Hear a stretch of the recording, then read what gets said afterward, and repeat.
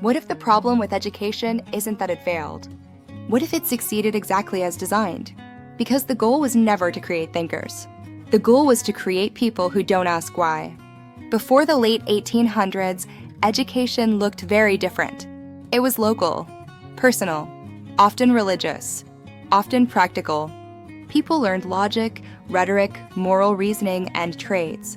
Education wasn't about fitting into a system. It was about forming a person.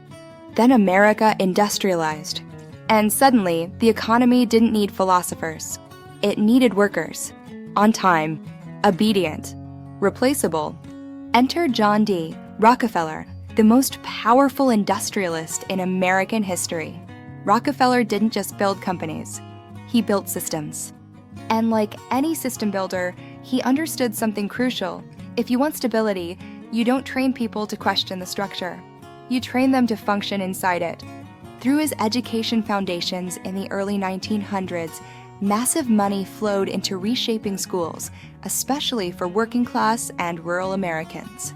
Not to make them stupid, but to make them useful.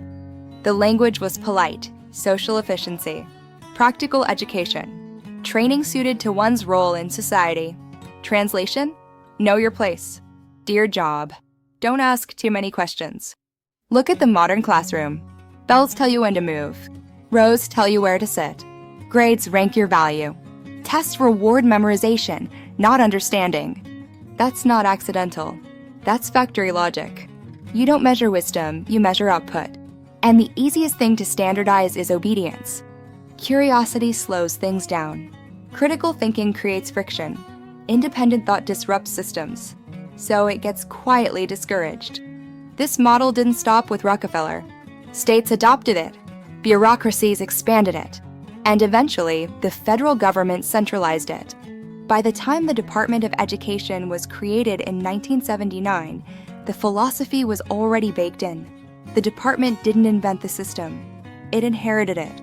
A system where power doesn't come from teaching children, but from controlling funding, standards, and compliance.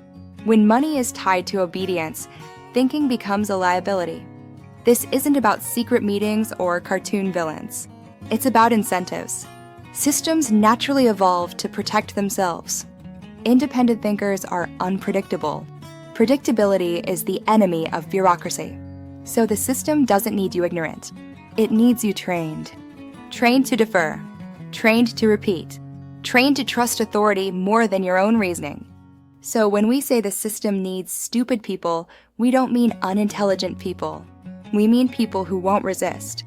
People who confuse credentials with truth. People who outsource thinking to experts. People who never ask who benefits. Because the most dangerous person to any system isn't an angry one. It's a thinking one.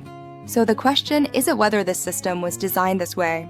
The question is, will you keep playing your role, or will you start thinking anyway?